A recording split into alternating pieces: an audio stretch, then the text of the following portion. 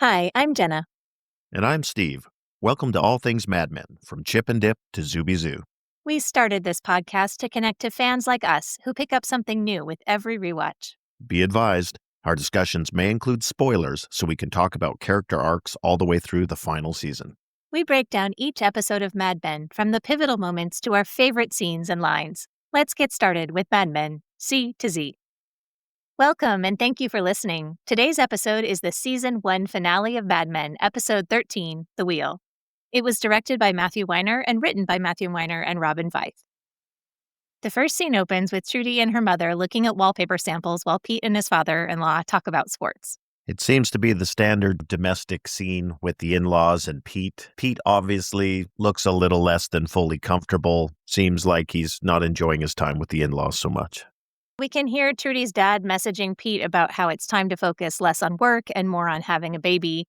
And Pete is trying to generate a business lead for Clearasil through his father-in-law's connections.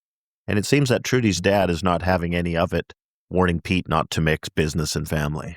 In this first scene, we get our first It's True call out when Tom Vogel says, "Tend to your own garden, like the song." Trudy is very on top of this conversation that Pete and her father are having. So she says, "What song is that, Daddy?" And he goes, "Well, people say it. It's true." Neither Pete nor Dawn are really in the tend your own garden business so much. Not so far, anyway. This scene cuts to the next one, which is Dawn and Betty lying in bed. Dawn is getting out of spending Thanksgiving with her brother, making his excuse that it's the job, that now he's a partner. Betty clearly wants him to join her at their family Thanksgiving, and the conversation turns to why exactly Dawn doesn't want to go. I'm a little impressed Betty expresses her need so directly. She turns to him and she looks at him and says, "I wish you would come," which is very direct for Betty compared to what we've seen in the past. When he says, "Oh, I'm too busy, it's silly to go for 12 hours, she presses. She says, "Well, what about Sally and Bobby's childhood memories?" And she has a point, but he doesn't answer that directly. And finally, she says this thing, "I don't understand why you can't make my family your family." And we understand that Dawn doesn't have family or even a concept of what that might be. I think this is a crucial point about Dawn's character. He doesn't get family. The family he had was horrible. He wanted to escape it. And now he just seems broken and unable to make connections or even seek out some ideal of family. It doesn't exist in his vocabulary. And the fact that this scene moves into a new one with Harry on the phone to his wife, Jennifer, we can infer that he confessed his infidelity with Hildy to Jennifer because he's at the office late at night and he's pretending to be staying over at Ken's. And he asks her to let him come home. We haven't met Jennifer yet. We've known about her for a long time. Harry is always telling people he's married. He tells her that he misses her. And this is an example of something completely different from Dawn's systematic infidelity. He cheated, but he confessed and he feels guilty. He's bothered by it and finding it difficult to keep his life together. In contrast, we see Dawn function without missing a beat with his infidelity, but not everybody can carry their deception that successfully. Yeah, my interpretation of Harry is that he honestly does miss her and he honestly feels guilty and sorry and regrets what he's done. It's such a contrast to characters like Dawn, who seem to lack any of that. You really get the sense Harry's suffering cast into the doghouse. Even though he pitches it to her that he's actually staying with Ken, we see the reality that he's wandering around the office in his underwear. And Harry does have a concept of family, unlike Dawn. And Harry would love to be able to be included in the regular Thanksgiving plans, I think, with Jennifer, whereas Dawn has so much and he throws it away. Yeah, and I think that's a key question that arises in this episode or culmination of the season is, in a world where Dawn really does seem to have access to anything he wants, why does he continue to make choices that undermine and deny him these things? Is it because he doesn't know what family is?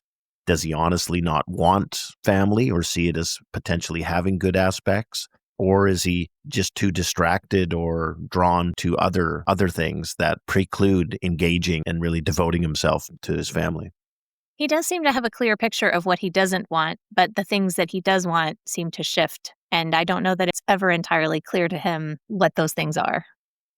We cut from Harry in the doghouse in his office to Bert's office, where Dawn has clearly been called in by Bert, and Bert mentions that Abe Menken's daughter will be unavailable for 3 months. And Bert asks Dawn, why is Abe calling him, Bert, about this? Because it's no longer Rachel leading on the business. And as well, the phone call doesn't go to Dawn, who ostensibly is over that account to this point. Yes, Bert has a line saying, I don't expect your personal preferences to interfere with our business. And of course, Don denies it because that's how he is. He says, who says they have? And Bert says, it was the tone of his voice, meaning Abe Menken. He disapproves of Dawn in some way. He's her father, he says. And this clarifies for us that Rachel is out of the picture. He's not going to have a chance to reconcile with her in the immediate future anyway, whatever he might wish. This is a good scene in terms of Bert's character, because as we've seen to this point, Bert is very much focused on the business, what's good for the business, dragging Roger in to parade around in front of Lucky Strike, giving Dawn a partnership. Bert will do whatever it takes to further the business. And Bert's reading this call from Abe clearly. Dawn has done something to jeopardize the business. And although Dawn denies it, Bert has him dead to rights and basically reads him the riot act as a new partner here in a way that Dawn can do nothing but accept it. The dismissive way Bert ends the scene where he says, that's it, cowboy, makes it clear that Bert is very focused and stern on his message. That line is so funny when he's being punished, but it's such a funny dismissal. I like that Bert is shrewd enough to see through Dawn's denials and lack of ownership here. And he just cuts it back to the point. He doesn't need Dawn to express it. He's made his point clear. Dawn gets Bert's point. And from the standpoint of maximizing the welfare of Sterling Cooper, it's a very valid point that I don't think Dawn would argue with. Next, we move into this power scene between Betty and Francine. Francine is disheveled. She's cursing herself for being stupid. She says she's been waiting for Betty to come home. And she reveals that she saw the phone bill with a strange number in Manhattan, and when she called it, a woman answered. Betty is a good friend to her here. She tries to make excuses. Maybe he's planning a surprise party for you. And Francine gives the most painful laugh at that. She can't deny what's in front of her face. And she looks at Betty and asks, what am I supposed to do? I thought you'd know what to do. And Betty is confused. Me? Why? And then Francine stares at her for a beat, realizing that Betty isn't just pretending to the world, but to herself. So she says, I don't know. And she looks away. It's a really painful moment because we've got Betty trying to be a good friend to Francine and trying to throw out possibilities to distract Francine from her hurt and her pain. And it doesn't work at all. Francine implies Betty's in this exact circumstance. She figured that Betty would have some useful advice, some good practical advice about how you manage it. And like you say, it seems like they both are surprised by that assertion by Francine, but Betty in terms of her denial, and then Francine in terms of Betty's, she really isn't conscious that she is in the exact same moment. So it's incredibly awkward, and I love the writing and the acting here because I think it really captures that circumstance beautifully, even though it's very painful. And then we get into Francine's more sort of crazy reaction of, I'll poison everyone at the dinner, and you just realize these women, they don't have a lot of good options here. What can you do? They're trapped. Yes, so they have to deal with the infidelity, and then they also have to go on with the show of Thanksgiving and having the people over at the house and pretending like everything is okay. It isn't an option to confront him and call off Thanksgiving because this performance that their lives are is so critical. Yeah, it was really disturbing when she was talking about, I'm going to poison my parents and his parents and everybody. But you can see she's really upset and she doesn't have any recourse. This is completely reflected in the look on Betty's face. It shows how she's wrestling with all of these doubts she tries to suppress about her own marriage. And it's so much harder to crush them in the face of Francine's honesty here. Francine looks at her and says, I'm so embarrassed, because it is. It's embarrassing. You work so hard to put up this front and it's crushed in front of you. And it's a lot of things, but it is embarrassing. And Betty hugs her, and she is truly a friend to her. This is a generosity that we feel from Betty, who can be, let's face it, very spoiled and image conscious. So I appreciate that she is there with as much support as she can offer her friend in this moment until Carla walks in with the kids and they kind of have to wrap things up. I think this scene also underlines the limitations of Francine's and Betty's friendship. This is a zone they clearly haven't gone into previously in any depth. There are unspoken assumptions on both sides about the other that haven't been discussed. So later in this episode, when Betty tells Dawn that Francine is like a sister, it gets back to Betty's isolation in the world, that even this ostensibly closest friend of hers in the neighborhood, there are caps and limits on how they exchange information and just how close they really are. Well, and we've seen from the past that Francine is completely a gossip. She would talk about Helen Bishop so much, and her son's shirt wasn't ironed, and that it's really not that hard to work at a job in a jewelry department store. And why is she walking? That's so weird. It's so different than all of that judgment there. We can assume that Francine is a stand in for most of the rest of the neighborhood to varying degrees. So Betty understands, of course, that revealing ugly things about yourself is not an option in this time period. If it ever is. I mean, Facebook and social media, it's the same, right? You're presenting one thing to the world and the uglier truths we keep hidden. And Francine discovered this via the phone bill. So at the end of the scene, we see Betty grabbing the phone bill. She doesn't open it, but she's securing possession of the phone bill. Clearly, she's contemplating what secrets may lurk on her own phone bill. Betty not being ready to open the envelope yet, but going and getting the envelope is another step. How did you feel about this? I kind of want her to face the truth and confront it. And at the same time, I'm worried for her about what she's going to find. Yeah, agreed. She has her suspicions, and the phone bill to me is really the straw that's breaking the camel's back here, potentially, when and if it's opened. Next, there's a quick scene at the office where Duck is laying down some ground rules. The office people need to be on time for meetings. Sterling Cooper doesn't have an automobile, an airline, or a pharmaceutical, so they all need to be hustling for business. Duck offers a $100 bonus for new business and distributes a list of people they should be having lunch with. And Don, interestingly, backs Duck up on this. He says the business focus includes the writers. Bringing in business is the key to your salary, status, and self-worth. Yeah, it's a new order in the office. I think it further underlines the sort of Nepo baby background of Roger. There's a new boss in town. Matt Weiner in his commentary talks about Duck treating people like children in this scene. Clearly, Roger is not there anymore. The party is over. They're going to get serious about driving the business forward. And Duck isn't their friend. He's a manager, and he's going to manage and push them. In the next scene, we see Peggy and Ken. They're auditioning voices for the Relaxicizer radio spot. Peggy is arguing that one of the candidates, Annie, is a confident, beautiful woman. She's the living personification of what customers will aspire to. Ken likes Rita's voice, but Peggy says, "We're selling a better you. That woman isn't a better anything." And it's interesting in this scene that Peggy and Ken seem to be operating near equal status here. And he says, "If I get a hard time about this, I'm going to tell people it was your idea." And Peggy looks right at him and says, "It was my idea." And what a long way she's come from being shy at lunch. It's also interesting because I kind of interpreted the writing here as perhaps indicating some of Peggy's newness and just inexperience in this matter. Because ultimately, we're going to find out that Ken is correct here. Despite being, one of the naughty frat boys in terms of his attraction for people coming in to model or try out for advertisement, he's actually focused on the right voice for this radio spot. And it seems like Peggy's inexperience is leading her astray with factors that will not be visible to anyone listening to the spot on the radio. I wonder, too, if her own self-doubt about not being that girl, we saw that on her date and we see that in her interactions with Joan, and her own self-doubt about feeling like, I don't really belong here, this is not who I am.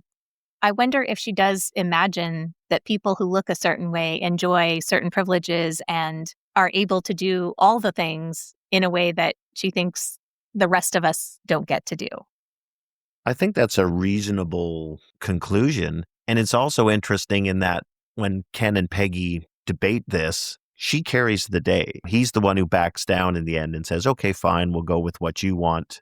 And she's already asserting her leadership here, despite being, new. And this is her first time listening to tryouts for the radio ad. So both her aggressiveness, assertiveness, but also her inexperience combining in the same scene. Really love that writing because it feels so true to me of the kind of challenges that occur in the real world. Yes, I so appreciate that. We can be proud of Peggy for how far she's come. And at the same time, we can see her being wrong. And that is so real and so authentic. And most shows wouldn't do that. It would just be she's immediately a superstar who knows all exactly the right things to do and is never inefficient on her path to greatness. And instead, we see this. There are bumps in the road. There are things you need to learn. The next scene is Pete and Trudy getting romantic in the bedroom at her parents' place. Pete expresses some frustration and Trudy detects it. She's always very perceptive and she asks, "What is it, honey? You can say anything to me." Yeah, they really speak in coded terms about whether they're ready to have a baby, and Pete admits he can't provide for a child on what he makes. And Trudy isn't worried about that. She tells him not to be. He's practical with the financial piece, but he probably is also not emotionally ready to be a father, and she tries to make it all okay. It seems like she does want a baby, but she's also not going to push him too hard about it. She really manages him here. I wonder how much she wants a baby at this point in the series, because we know later she's the one pushing very hard for a child. I wonder if we're taking that knowledge and backloading it here in this scene, because I don't get the sense she's the one's pushing at this point, even with her own father schooling Pete on the need to start a family. I definitely think her parents are driving it. I guess without direct information, it does seem to me like it's something that Trudy is interested in, but the more powerful driver for her at this point is to not make Pete uncomfortable about it. She really would like it if it were Pete's idea, if Pete were the person who wanted to make it happen. And so if she can engineer that, I feel like she wants to. I also appreciated in the commentary, one of the writers mentioned that clearly Pete and Trudy are still getting to know each other at this point. So they are married, they've been married for some period of time, but they're still learning and figuring out each other, which again, I really like about the writing because I think it's very true to the circumstances of the characters. And it's something often that is taken for granted or omitted from things like film and television for reasons of time. It seems like Pete is young and inexperienced, and so they're all kind of trying to work around his ego to get what they want. This is the machine. The machine is going to push for particular things to happen in a sequence. We're going to step aside for your ego a little bit here, but get in line. There's a program and you need to follow it.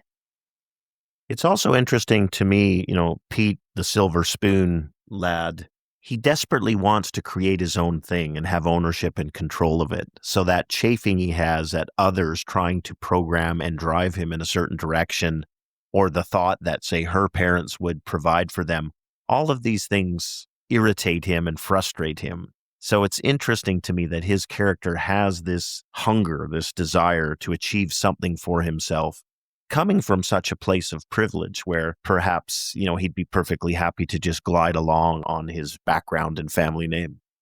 And I think in spite of the fact that his ambition is so ugly so often, the audience can admire that hunger, that genuine drive in him to achieve and to not simply accept credit from his in-laws or his family, but to build something himself. Yeah, and we've said this before. One of the reasons Pete is so dislikable is because when that ambition puts him out of bounds or starting to behave in unsavory ways, I think a lot of us who share those feelings of ambition and wanting to be self-made can start to see reflections of ourselves. And, whether you do or don't take some of the unsavory paths that Pete does, it's uncomfortably close to the reality where that hunger and drive is suggesting to you to behave or do certain things that maybe the better angels of your nature are saying, "Oh, come on, you can't do that. That's not nice." Again, the humanity and the realism of the writing to me is very powerful and compelling. In the next scene, this time we get Betty's back to camera. And this is significant because her looks and her image are all part of who she is as a prop. But this time we get the depth of her. We see her from the back, and Dawn walks in and she's surprised to see him home. He says, "Oh, he has to work," and she voices frustration. He flips it right back to her. That's right when I walk in the door. And she does apologize, but she voices her need. Again, earlier she said, "I wish you would come with us." And here she says, "I had a terrible day. Sit with me." Everything about his body language says he doesn't want to and he doesn't have time for this, but he does indeed sit with her. It feels like Betty is in control in this situation. That's an interesting way to put it, because I think the scene opens with Betty looking as messed up as we've seen her in the series to this point. Smoking, drinking, slightly disheveled, as much as January Jones ever gets disheveled. And it's an interesting contrast, I think, to the prior episode where we see Dawn in that state after the confrontation with Pete about Adam's box of memories.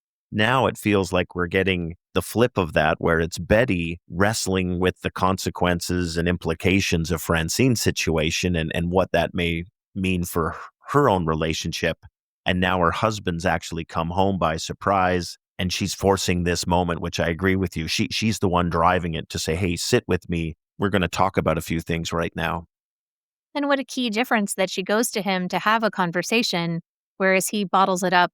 He does go to Rachel, but he doesn't talk to Rachel about what's bothering him. And he certainly doesn't sit down with Betty and talk about it. He just stuffs it down. For her to throw this out to him and say, let's have this conversation, even though it's coded, it's not completely open yet. It is a step. She's trying. She's reaching out to him, and he does not do the same for her. She tells Dawn that Francine told her that Carlton was having an affair, and she has his full attention, but he is so guarded with his replies. And he offers, I'm surprised she told you. And she has a huge reaction to that. Like you said, she says, well, she's like a sister to me. And he agrees with her. Of course she is. That is really insincere, I think, as you point out, on her part, because she isn't exactly like a sister. It doesn't look the way that, for example, Rachel's conversation with her sister was, where they offer some judgment and some real talk to each other, right? Francine and Betty aren't there. He'll agree with her, like, this is an easy thing he can give her. Yes, of course, she's like a sister to you. And then she brings it. She looks at him and she asks, how could someone do that to the person they love, someone they have children with? Doesn't all this mean anything? And Dawn is not reassuring at all, not in the way she needs. Here's that people call out. He says, who knows why people do what they do? He tries to make it an other thing. It's not about the two of them. It's about other people. Yeah, that's right, Dawn. Keep pretending. Now, in our prep for this episode, you brought this up, and I think it's a great point just to backtrack a little bit. Dawn's nervous when he sits down. What is she about to unload on him? Has she discovered, or is she confronting him with something he's done? Because he's got a lot of skeletons in the closet. The look of relief on his face when he finds out it's about Francine and Carlton, you can see the weight come off his shoulders.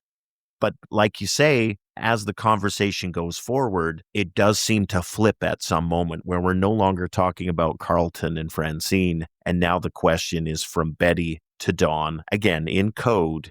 How could somebody do this? And that completely unreassuring answer from Dawn. Clearly, that's not what Betty was hoping to hear at this moment. I have to think that Dawn's answers at this point are just throwing gasoline on the fire that's burning inside Betty's head. I don't know that it's necessarily making it worse, but it definitely isn't making it better. He, of course, changes the subject. He says, come on. He puts a hand on his shoulder and says, bring the wine. And she follows. So they're going to pretend a while longer. He's bought a bit of time, I think. Absolutely. The next scene is Duck with the Kodak projector displaying slides. And they're talking about this donut or wheel and what it's going to take to earn Kodak's business. And they emphasize a couple points here that's considered technologically advanced at this point. And it feels like that's what Kodak, the client, is looking for. As we'll see, the solution for the pitch deviates quite a bit from emphasizing the technological aspects of the device. Yeah, Duck is short and to the point, and he is all about success and adds to Dawn, if you can do this, you can make me look good in my first month here. That's not really what Dawn is about. But it's very interesting that Duck trusts him enough to confide that. And we've seen when Pete has had that appeal to Dawn, it hasn't gone well. Duck has made the appeal, and so far, Dawn seems to have his back. So it's an interesting, tenuous partnership they're building here. Yeah, I don't put too much weight on it myself. I think it's more a throwaway line between two experienced guys. I think they're much closer in age and experience than, the young upstart Pete who's sort of climbing over the dead bodies of those he has to stab in the back. So everybody knows it's in their interest to land Kodak. So I have to assume Dawn is plenty motivated, regardless of any impact it may have on Duck. I think it's very loaded. We don't get a lot of screen time with Duck, but this is key to who he is. Remember, he's damaged goods. He is here to make a comeback. So he has a lot to prove. He's reaching out to Dawn as if Dawn is going to be his office buddy. And we know that is not how Dawn operates ever. So it's an interesting ask to him, especially since we know where their relationship is going later. This naked ambition It doesn't make account guys look very good, maybe, because they all seem to have that. But I think it is really a defining point of Duck's character. He wants to look good. I don't think it makes him look bad. That is their mission, to win and hold accounts, to grow accounts. So I think if you were to lay that behavior or focus in front of a Bert Cooper, he'd say, absolutely, that's what I want in my account guys. So yeah, it's an interesting early interaction between Dawn and Duck, with Duck inside the fence, given where we know this relationship's going to go. Next, we're back to the recording booth where Peggy and Ken have hired Annie for the radio spot. The first couple of times I watched this scene, I was stuck trying to figure out what it was that Annie was doing wrong because I couldn't detect any lack of confidence or bad performance. And I think it's because it feels like this is about Annie's performance, but really the point is Peggy's performance. She's running the recording session and she has a specific thing in mind, and this isn't it. Yeah, I think the subtext here is Peggy realizes she made a mistake and she's trying to rectify it and thinking by direction she can push it to this other place where it needs to be, maybe not consciously realizing she can't get it there. And in the process of attempting to do it, again, a rookie mistake, she destroys the actress who's reading the lines, and there's no way she can win, and she just progressively grinds her down until she flees in tears. So it's a painful scene, but again, I love the realism of the writing because I think this is exactly the kind of thing that can happen. Peggy's learning something about herself and about her job in this scene. You might think that Bert would approve of this because Peggy is trying to coach Annie. She speaks professionally. She's insistent. There is a quality in the work she's looking for, and she's going to push until she gets it. And again, we talked about this with the last scene. She also has a belief that because Annie is beautiful and slim, she must also be confident, some kind of magic power. When it's not working, she turns to Ken and says, say something and make her feel beautiful. And Ken says, a woman like that will never feel confident. It's God's gift to bachelors. The juiciest gazelle is the easiest to catch. What is it with men comparing women to animals on this show? But I thought that was really kind of a weird truth that he was espousing. What did you think about that? I think it is a weird truth that he's sharing, or a perception. Obviously generalizing about millions of people is not going to apply to so many, but I think you really see the enjoyment on Ken's face in this scene. He knows he was right, and he's being proven right as this thing crumbles in front of them both. And he's quite happy to be the right one when it comes around at the end that it is falling apart and they do need to bring Rita back. When he gets up and pats Peggy on the head, again, it just seems a triumphal adolescent gesture on his part of, you've got things to learn, kid, and I was right and you were wrong. Okay, I completely disagree. I don't see that at all. I think he is expressing this truth about her, about Annie, to Peggy, and it's a real conversation between them. He's explaining something that he sees as true to Peggy that Peggy doesn't understand. And I don't get condescension, and I don't get victory or power from it, which is what I think is, we go back and forth about Ken, and he certainly makes some awful choices. But I feel like here with Peggy, where he acknowledges her and sees her as a coworker, as a colleague, it doesn't seem like he's triumphant over her mistake. Oh, I don't see it as a sexist put down or something, a prejudice Ken has against Peggy. He's triumphant over her, no different than when he was triumphant over Paul about getting published. I don't get that, though. I get it that it didn't work out. And the thing that I like most about Ken here is they're in the booth and Peggy's looking at Annie and it spiraled downward. And Peggy says, this is not working out. We're going to have to let you go. Ken looks at Peggy with disapproval, and it's professional. He says, you could have gone in there and said that. And he's right. Peggy did not handle it kindly. She's all about the work, and she knows how the next part works, too. This is a great line. She says, all right, Ken, go console her, and after you make plans or whatever, call Rita. She's probably home with a relaxazizer right now. And Ken looks surprised and impressed. It doesn't feel like he's taken a lap here. He pats her head, and it's a little bit weird, but to me, it feels like Peggy just leveled up in his head that she sees how that works. Yeah, I think you're misunderstanding my point. He considers Peggy a peer, and he was right and she was wrong on one particular question or decision, and he's happy to be the right one. But she's not devalued in his eyes. Everybody's wrong. He's treating her like a peer, and he's enjoying being correct on the specific question. And he also can appreciate her strengths and focus as she moves on to the next piece of it. I guess we're just agree to disagree on this. I see him as looking at her in a completely new way than he ever saw her before after this scene, because he corrects her for being unkind to Annie, because she certainly was. And I think that's more her mistake than hiring the wrong person. This mistake, this flaw that Peggy has about not being very nurturing to people, is going to be important later on in the series and even in this episode. Yeah, I can buy that. And he's still getting to know her professionally, and they're, feeling each other out to understand each other professionally. But if we talk about people like Ken and Freddie, I think they both are at the meritocracy end of the scale. Just naturally, that's their inclination. And that's why they're so quick to acknowledge and speak to Peggy's strengths. I don't think they have an evolution or change needed there. They're open to the merits of Peggy's performance and quick to acknowledge it. And same thing when the merits aren't there, they're just boldly and openly state it. And it's okay. You don't have to be right all the time or perfect or whatever. It's funny how likable that quality is in them, in spite of some of the other drawbacks that their characters have. Well, I think it's a very fundamental myth of our society, right? The meritocracy. And in so many aspects, we cling to it, aspire to it, claim it. When you start to reveal how we're falling short of that ideal, I think it's unnerving, it's irritating, it's frustrating, it's painful. I do think it's a great theme in The Office here, surrounded by all this sexism, anti-Semitism, racism. I think we latch on to the meritocratic aspects in our desperation to find that value and nurture it. Moving into the next scene, we see Don working on the Kodak presentation. He has slides of Betty and the kids, but instead he reaches for the box of photos from Adam.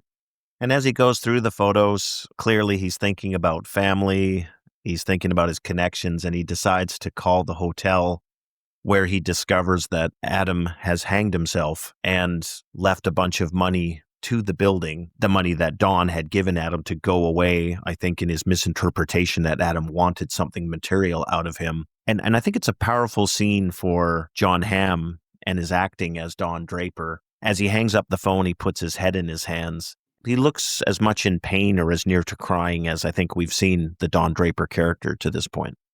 As an audience member, I feel relieved that Don was going to finally call Adam and not cut him out of his life after all, and at the same time frustrated that he waited so long to get to that point.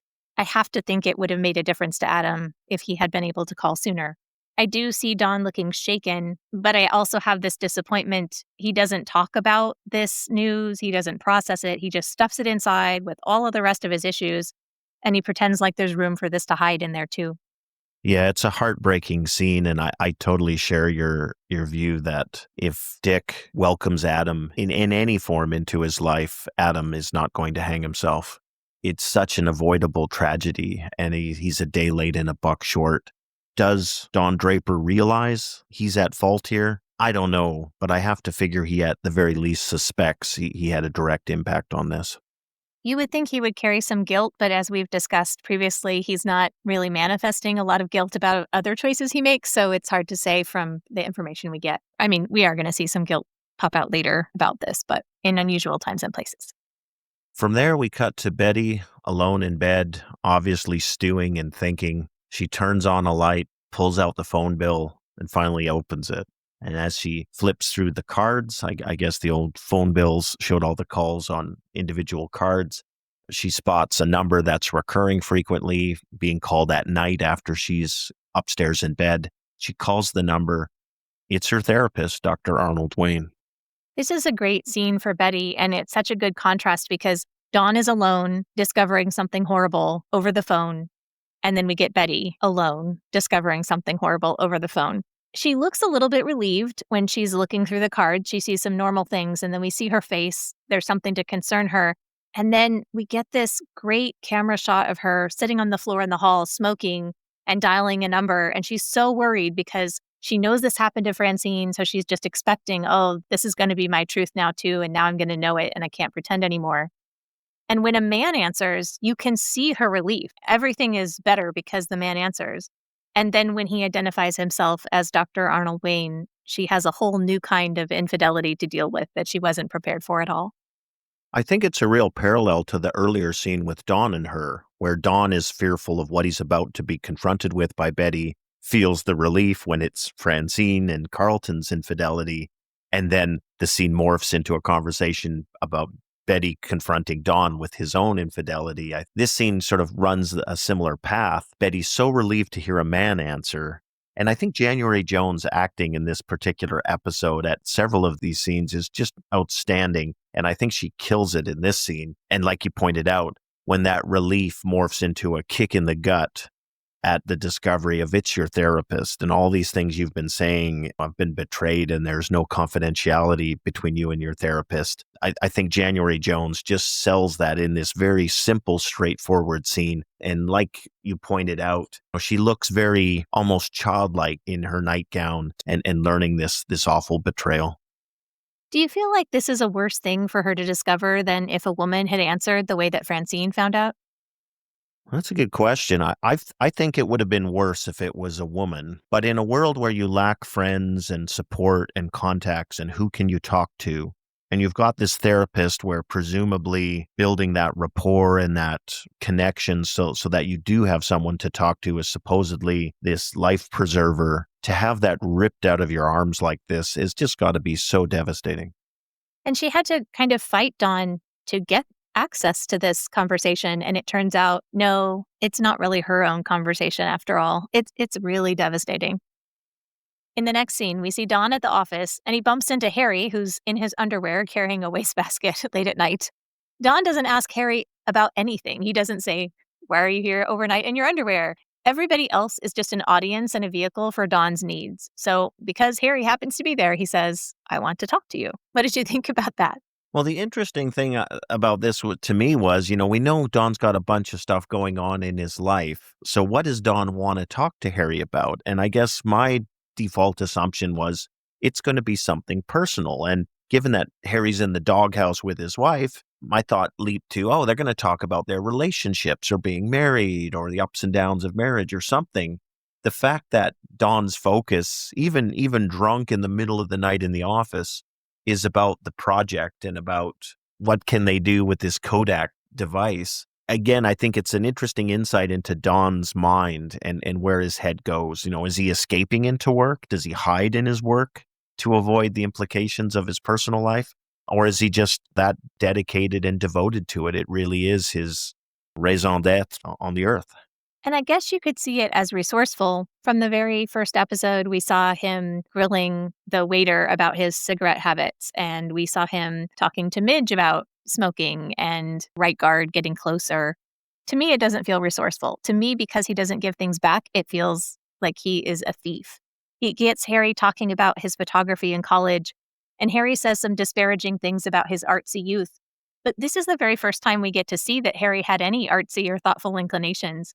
He talks about being fascinated by the cave paintings of Lascaux. Harry says there were these handprints, tiny by today's standards. I thought it was like someone reaching through stone right to us, saying, "I was here."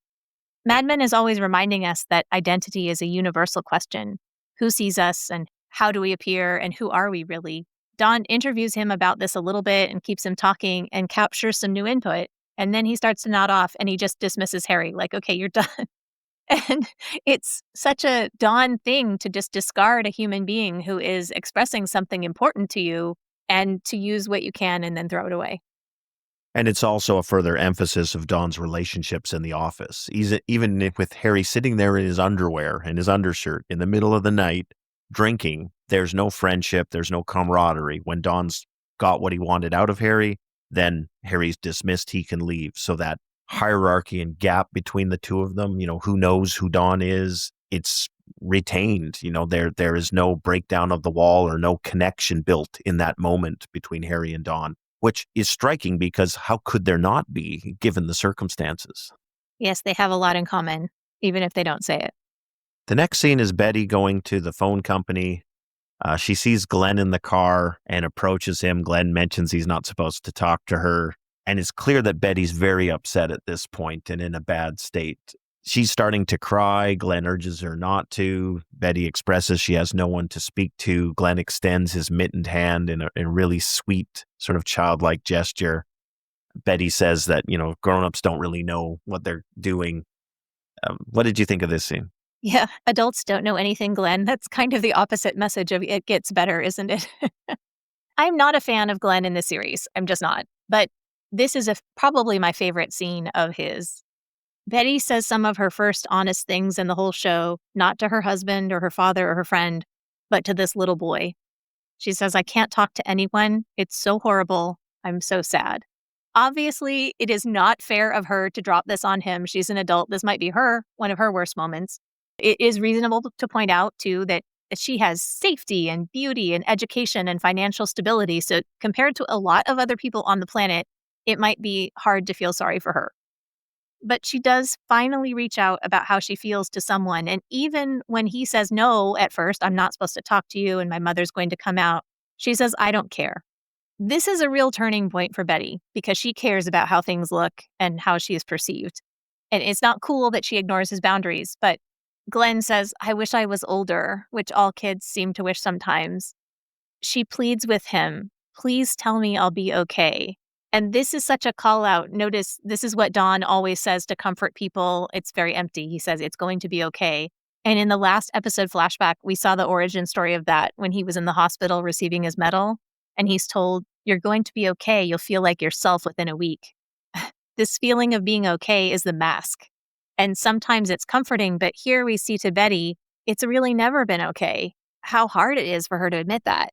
And my favorite line from Glen ever is when he looks toward the store where his parents are and back at Betty and he goes, I don't really know how long 20 minutes is. And it's so childlike that it shifts her back into adulting. And she goes, of course, dear. She goes back to her car and never does the errand that she arrived to do. Yeah, and it seems like there's this drum that's being beaten as to how childish Betty is. Betty's the childish one. Yet she's in a world surrounded by people behaving very childishly much of the time. I do think unloading on a child in the parking lot is truly childish and inappropriate on Betty's part. But I'm also sympathetic because it's the sheer desperation in her. Where does she turn at this point? To whom? She's really bereft of any alternatives, totally alone in the universe, and has this moment of weakness and vulnerability with Glen. So it makes me feel very sympathetic for the character. I came to the same place. Yeah, to echo what you said, there is a theory among Mad Men fans that Glen is a stand-in for Dawn for Betty, that she wants someone who will look at her and find her perfect and beautiful and be everything he needs without complications. And that follows Matthew Weiner's assertion that Betty isn't very mature. That's just not as interesting to me as the idea that both Dawn and Betty are reaching out to other people. Dawn because he's broken and he doesn't know how to be real, and Betty, as you say, because she's lonely. That brings us to our double dip question for this episode. What is the best course of action for Betty Draper at this point in this time period? Should she confront Dawn? Should she confide in Francine? Should she find some other 8-year-olds and park cars? Visit our episode page on www.madmenctz.com to share your insights. We look forward to discussing your thoughts on a future episode. We next move to our man-child, Pete, walking into Dawn's office and proudly announcing that he's brought in the Clearasil account. He owns up that it's because his father-in-law, former salesman and now executive, is his line in to get Clearasil, but he's still awfully proud of having landed the account. And it's, what Bert told Pete was a significant investment in the company, and Pete expresses to Dawn that it matters to him that Dawn be impressed. It seems implied maybe that Pete softening up to Trudy about being willing to try for a baby might have indirectly led to this account happening from his father-in-law. Did you get that sense? I didn't, but it's an interesting thought. When he says it matters to me that you're impressed to Dawn, again, to me, that's a little bit similar. It's funny that these hard-charging men like Duck and Pete are still coming to Dawn and needing his approval as if his quietness or his reluctance to share almost make them covet a little bit more. Kind of like when Paul Kinsey said to Joan, the meaner you are, the more I like you. It feels like that's operating with them too. And Pete brings back Dawn's words from Duck's meeting. He says, self-worth and status, you said it. And it's like Pete can feel comfortable in his skin if only he can earn Dawn's approval. And it also seems that Pete shows a certain resilience, which I hate to say anything nice about the character, but He's taken some real knocks here through the first season, and he continues to pick himself back up, dust himself off, and keep going. So maybe we don't admire his raw ambition and ruthlessness as the greatest source of motivation, but it does seem to fire him and fuel him. Here he is back again, making a step and having a success. What could possibly go wrong, Pete?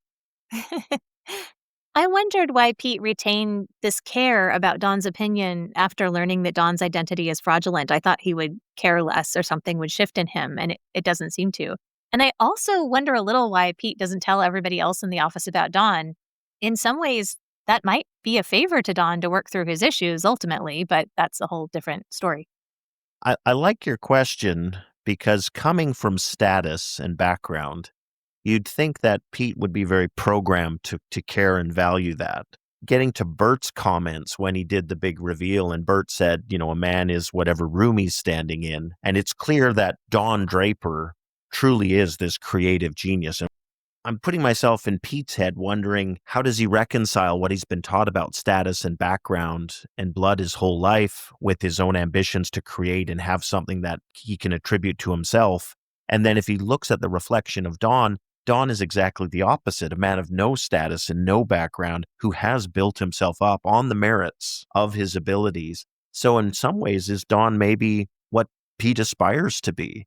And Pete sets aside the status and things he's been brainwashed from his waspy socioeconomic status. And truly, whether he'd want to admit it or not, Pete would aspire to have the success of a Don Draper or a Dick Whitman for that matter. Yeah, he looks good from the outside. He looks fantastic from the outside. Yeah. The next scene takes us to Betty at Dr. Wayne's office. So now she knows he talks to her husband about her. She opens with some calm, I'm cured dialogue about how coming here and talking has helped. And then she fires shots directed at both men. She says casually, I think I'd be happy if my husband were faithful to me. It's all there in my face every day, she says. But I put up with it like some ostrich. It's interesting, isn't it? And she sits up and she looks at Dr. Wayne, who says nothing, as per usual. Maybe she's daring him to correct her or reassure her, or maybe she's thinking about how awkward that phone call is going to be with Dawn later. But I appreciate that she looks directly at him, even when he says nothing the whole time. I love the scene. I love the way it's performed. I love the writing here. And again, I think January Jones acting in this scene is fantastic. And it's this low-key conflict, almost a sort of emotional violence of this scene of the betrayal is known and we're having the confrontation, but it's all happening under the surface. And it's in this icy coldness as she grabs a cigarette and lights it up and speaks her truth, all of which we know as viewers is absolutely dead on. And in some ways confesses to both the therapist and we, the viewer, just how much she knows about what's been going on. Because to this point, there hasn't been a lot of sort of open confrontation about it in a way that would suggest, hey, maybe she does know less than it seems about it. And all that is washed away in this scene as it becomes very clear. She knows exactly what's going on. And the crux of Dawn and Betty's whole relationship comes out of her when she says, I suppose it means I'm not enough, but maybe it's just him. And she's right. Dawn's brokenness isn't about Betty. Betty has always been a shield to hide the ways that Dawn is broken. But it's just like it's not enough for Midge to be his medicine. Betty is an individual. She's not a placeholder. But Dawn takes whatever he can from the people around him without worrying about giving anything back. There are always ways we aren't enough, any of us, but this is not about Betty. This is about him. And maybe I'm betraying something about myself personally, but I just love the confidence and fierceness that Betty takes into this session. She's been betrayed by her husband, betrayed by her therapist. Again and again, she's caved and turned, given others the benefit of the doubt, made excuses for others, ran away from the conflict. And in this scene, it feels like a major breakthrough to me. She's done with that now, and her rage and her fury and her pain is the fuel now that's giving her the strength to confront those who have betrayed her. I just find myself really rooting for the character. She's showing an inner strength and focus that I haven't seen from the character to this point, and it's just very compelling. It is such a relief to see that in her, even though it involves a lot of hurt and pain. you know this is the way through to the other side, is to face it and name it. And she's been reluctant to do that for 13 episodes, and here she is. At the same time, it kind of highlights Don's failure or inability to be able to do that in himself. Adam committed suicide, and he just found out. We learned it earlier, but he just found that out. He's stuffing that down inside. He's just not handling his own mask, his own issues. Rachel's leaving him and refusing to build a future with him has to be causing him some pain. All of his issues with Betty. There's just a lot that he's carrying around. She's taking the mask off here, and that is a huge step, but it really highlights how he isn't there. He isn't even close. Yeah, agreed. It's a tremendous contrast between the two characters, and it really seems to foreshadow there are going to be changes coming here, driven by Betty if she stays in this mode. And it's such an issue because in any other show, you're looking at Don, he's the protagonist. We want things from our hero. We want him to change, and we want him to grow, and we want him to improve and come to realizations. And it's the season finale, we want better for him. And he still just seems stuck. And I think that kind of leaves us with a want feeling about the season, if not the show. It's very hard to invest in this character who is so determined not to grow. We then cut to the presentation to Kodak, which is well known by Mad Men fans as one of the most glorious moments for Don Draper as the creative director of Sterling Cooper. He's presenting on the carousel, and it's Don Draper at his best and most powerful, pitching a product to a client in a way the client hasn't consciously thought of it, but somehow when they hear it described that way rings so fundamentally true. We have Harry leaving the room at the end of the presentation weeping because of the emotional power of what Don has said about this product, and Harry relating that to where he is in his own relationship with his wife. The technological aspect is touched on a little bit. It's not a spaceship. It's a time machine. It goes backwards, it forwards, takes us to a place where we ache to go again, lets us travel the way a child travels around and around and back home to a place where we know we are loved. It's so ironic to hear those words coming out of Don Draper's mouth, given what we know about his background.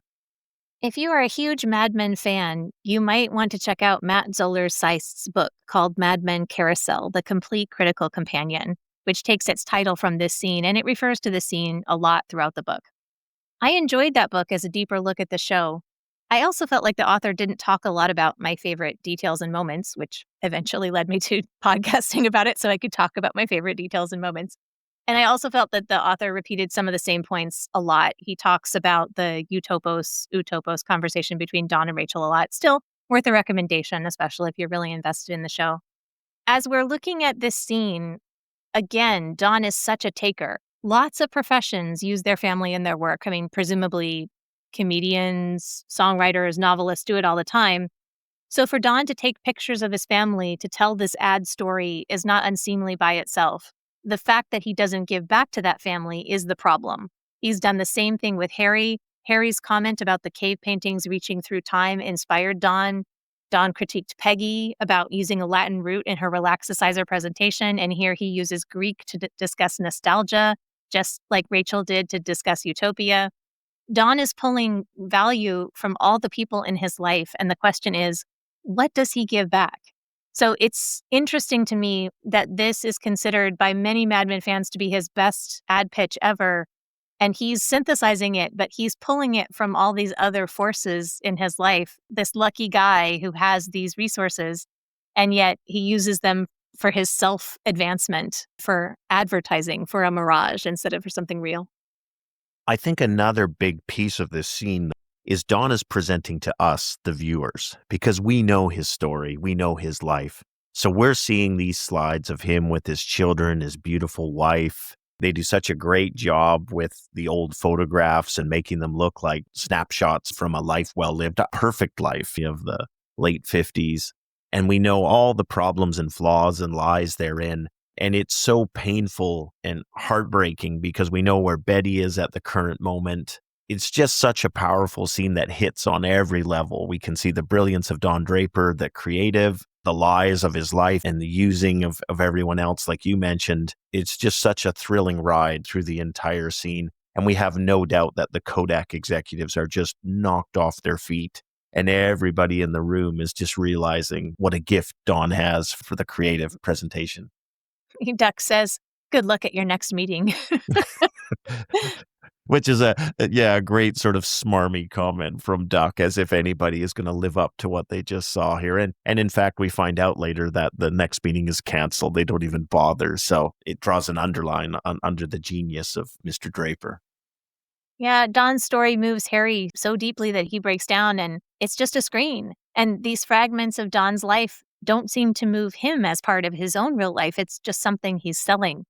I was looking for any trace of grief over Adam in this scene as he talks about nostalgia, but I don't see it. I just see the sale. Yeah, and I think another parallel here too is Don Draper understands what true love is for the rest of us, and he understands that we value family, but he doesn't feel those things himself. So he sort of poo-poos and is very cynical with Rachel when she talks about love, and she says, I think she says, "I feel sorry for you if you think that's how it is." And here to see him so ruthlessly pitch family and memories and childhood, none of which he seems to value or even seek to build now in the future going forward, but to leverage that against both us as the viewers and Kodak. It's such a cynical gesture, and I think really gets to the heart of the brilliance of the characters that have been created to this point. It was even more cynical in the commentary when Weiner says, "I don't believe there was ever a Teddy at the fur company who gave him advertising advice. I think this is just part of the story he's making up." And I was like, wow, that's even extra harsh that he's inventing this story about his advertising past, this imaginary mentor he learned from. And also the cosmetic piece, which Weiner points out in the commentary, where he says, we know Don has been up all night, he's drinking, he slept in the office, but he looks like $1,000,000 making the presentation because he is the beautiful man pitching the incredible idea, and this wonderful contrast between how broken and hollow he is on the inside and just what a magnificent cosmetic flashy package he is on the outside. So he came through, Kodak loved it. Duck shows up with a crew of guys to come into Don's office and celebrate. Then they also share Pete's good news about booking the Clearasil business. He's getting some congratulations in front of the whole crowd in Don's office. And Don's response is to announce that Peggy should write for the Clearasil account, which upsets Pete. It seems to me that is exactly why Don suggests Peggy for the account. Don was feeling success over his own Kodak presentation, and he wants to make Pete feel irritated instead of celebratory about the Clearasil. And it's not that Don doesn't believe in Peggy, but the fact that he announces it in this way at this time, it feels a lot more like Don wants to kick Pete than to high-five Peggy. What's your take? Yeah, I'm going to go with C, all of the above. I think Dawn objectively feels Peggy is the right writer for Clearasil and perfect for it. And then he weaponizes her as a means to humiliate Pete in his moment of triumph. The way the scene is shot and the look on Don Draper's face as he says that, and the smugness and the way he delivers it in front of everybody, it really does seem like he is taking a special glee and slapping Pete down in his moment of triumph. At least we know Pete deserves this. I liked how Ken jumps in and defends Peggy when Pete sort of balks at the initial suggestion by Don, and then Don reinforces it to make it clear, I'm not suggesting this is going to happen. And I love the way when Pete says, but she's not even a copywriter, Don uses that occasion to leverage his power, call her in there, and promote her to copywriter on the spot. I had that note about Ken too. Peggy is not in the room at that point. There's no benefit to him to telling the group how well she did in the booth for the commercial. This is a sincere step up for her. He talks about Belle Jolie. He talks about her in the booth. It's sincere, so I appreciate that he's willing to step up and speak up for her. Dawn, on the other hand, gives the promotion by barking, Peggy, and she comes in. He goes, "You're now a junior copywriter." She's completely overwhelmed. Is this really happening? And Dawn looks at Pete, not at Peggy, when he goes, "Yes, it is." And again, she found out from Joan, who was really catty with her, that she got to do her first writing assignment, and she managed to still be happy. So here, same thing. She's so pleased. "I will do my sincere best," she says. Everybody in the room is just determined not to do right by her. I guess Ken did, but Paul has this slight jealousy. He goes, "Please don't act surprised," which maybe is a great confirmation about her qualifications that he saw that coming. I love the contrast here between the savagery of Dawn humiliating Pete in front of everyone, because it's clear Pete doesn't like this, doesn't want this, and Dawn is going to force it to happen. And then the contrast with the sheer joy on Peggy's face as she walks into the middle of it, not having any idea of this dynamic in the room. And all she can think are positive, happy thoughts at this great thing that's happened to her. I also liked it as Pete skulks out of the office, obviously irritated and angry, and everyone's sort of looking at him and can read that on him. His defeat has been both total and very public. Just a quick note, too, that we see as Pete and Dawn are talking about Peggy, Duck has a line where he goes, "Who is she?" That's just kind of a fun thing to notice because we know what's going to happen later. It's kind of fun to see that little first contact there. The next scene is Peggy talking to Joan, making arrangements for her new role as a copywriter. Yeah, Joan walking Peggy to her new office really echoes the pilot where Peggy walked in with Joan as the new girl, and here she ends the season with a promotion. And it's funny how Joan is sort of biting in both directions here. So I think there is an element of congratulations, but there's also a line drawing of don't confuse yourself that you're like the other ones yet, or I'm going to take orders from you. Joan puts her in an office with Victor Manning, whose prior office mate was fired and the office is full of junk. But still, as much as that maybe takes a bit of the shine off of the promotion and getting an office, I get the sense Peggy's happy and excited about success and getting good progress on what she's seeking. Yes, a couple of great details in this writing here. Joan is still giving advice about how to act, but at least not how to dress. Don't forget, just because you now have a door, remember once you didn't. Remember to think of the other girls or they won't think of you. She's still dispensing her advice to Peggy, even though Peggy is transitioning into a new role. I caught some bite there too. She said, "I said congratulations, didn't I?" You don't get the sense she's truly warm and happy for her, where later in the series, you can see what that looks like when Joan is genuine. This still seems like a performance. And I thought it was a good detail that Peggy's new office mate immediately announces, "We had a deal. We don't take meetings in here and we don't play any music," which is a really great current office kind of a vibe. But in that time period, what a contrast. He's not trying to flirt with her. He doesn't seem surprised that she's there. His goal is just to maintain his comfort. So I love that Peggy gets more of a normal vibe instead of, okay, now you're going to have to beat off your office mate every time you come into work too. We know that's not what she's going to have to deal with. That's an unfortunate choice of words. Peggy says she feels sick. She's eaten a bad sandwich or something. And we can tell she really doesn't feel like herself because normally I think we would see her being much more thrilled at this turn of events that she has an office. This is such a visible symbol of her status as a writer. So the fact that she is talking about going home is really serious for her. Yeah, and the next scene is Peggy at the doctor where they're investigating her not feeling well, and it becomes clear Peggy is pregnant. I know pregnancies are different to individuals, but one universal commonality about pregnancy is change. It is so hard to believe someone could not know they're pregnant. In my experience, it completely changes everything about the way you go through the whole world, the way things smell, and the vivid dreams, and the weight gain, and the baby's movement. So this I didn't know I was pregnant plot line, especially for somebody who's an observant and generally honest person, seems like a stretch. As a man, I'm going to go on to some dangerous ground here and say, I understand what you're saying and it makes total sense to me logically, but the evidence from society suggests there are large numbers of people who do not connect the dots and realize they're pregnant until the very late stages of the pregnancy, if then.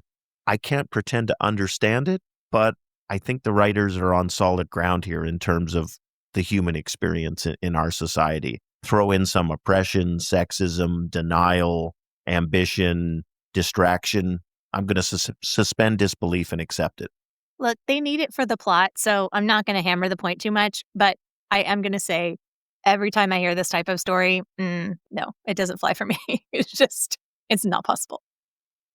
Speaking of not possible, it's important that Peggy's response to the doctor saying she's going to be a mother is, that's impossible. And it isn't. She has a career in mind, and motherhood can't be part of that. She cannot be both of those things. The day she gets promoted, which is life-changing for her, this is something even more life-changing. Here she is at this moment, and it's just I wanted to feel so excited for her about her promotion, and here, this is something that is really, really crashing right into this thing that she's wanted for a long time with something that we can guess she isn't wanting at all. I don't see why she can't bring Pete Jr. to the office. I actually had notes about that too. You want her to take her baby and get herself some childcare and go kick ass at Sterling Cooper, but being a single mother in the 1960s is not financially or socially viable for Peggy. Let's go visit the father of the baby. Pete walks into the apartment in Manhattan. The in-laws are there, of course, with Trudy. And he has had his beat down in front of everybody. And he's obviously drunk as a skunk as he comes in. And you can see he's totally about to unload all his frustrations on Trudy. And then he looks over and notices her parents are there. So now he has to act politely. Trudy's embarrassed by her parents, I think. But I think she's also embarrassed about Pete coming in drunk. And Pete says he's not feeling well and begs off going out with them. Trudy's father makes a knowing comment about, sleep it off, but, be awake later. As Pete shuffles into the bedroom, he drops his jacket on the floor of the hallway, doesn't even bother to put it anywhere. So it's just a perfect shot of sadness and destruction of Pete Campbell. And Trudy, who we know likes to manage everything efficiently, here she is in the living room with her parents, embarrassed by her father and frustrated with her husband as well. She's got to pick up all these pieces. The next scene cuts to Peggy recovering after giving birth. A nurse brings the baby in and asks if she would like to feed him. The part I liked about that is women didn't breastfeed in the 60s. At least that wasn't the opinion of the medical experts. So in terms of feeding her baby, she means feeding the baby with the bottle of formula that the nurse is holding and would give to Peggy. Peggy just looks away, doesn't say a word, obviously doesn't want to take the baby, and the nurse retreats with it. This might be the most painful scene in the entire series. It is so hard that she refuses to take the baby. She won't hold the baby, look at the baby, feed the baby. It is really hard to see this total rejection. And we got the clue from the way she handled the commercial before that nurturing people is not her strong suit, but it's so sad. You want her to sing to it and hold it and have it all, but she looks away. It's a heartbreaking scene, and it's our last scene with Peggy for the season. So this is where we're left with Peggy. We transition to the next scene where Dawn is on the train home. It's unusually noisy and busy with people carrying food baskets and energized about gathering for Thanksgiving. Dawn comes home and we see him greet Betty and the kids and decide to go with her to their Thanksgiving celebration after all. And Betty and the kids are genuinely happy with this news. And then the scene rewinds. Dawn has been on the busy, happy train, and he comes home to an empty house. His family has left for Thanksgiving without him, the way he insisted it should be, and he sits at the bottom of the stairs in his house alone in the dark. It really feels like the consequences of his choices and his behavior are all coming home to roost on him. So again, in a moment of what should be total triumph, skipping in the door, they've landed this big account, he's masterfully delivered on his creative mission and focus. And what's the prize in a world where he has no family, he's alone in a darkened home? It's so tragic. The closing song is Bob Dylan's 1963, so a little ahead of November 1960 in the show. The song is called Don't Think Twice, It's All Right. It's very well suited to this moment as Don has just imagined two different realities with his family, but he has to live with just the real one. He can't think twice. These lyrics include lines like, I once loved a woman, a child I'm told. I gave her my heart, but she wanted my soul. And ain't no use in turning on your light, babe. I'm on the dark side of the road. Still, I wish there was something you would do or say to try to make me change my mind and stay. We never did too much talking anyway, so don't think twice. It's all right. Don is always thinking twice about which reality he's going to seize, and this one is not working out the way he hoped, I think. In his commentary, Weiner expresses that Betty is the one singing this song. Her eyes are opened, and she's starting to reassess where this relationship has taken her, as we'll see in subsequent seasons, where she wants it to go.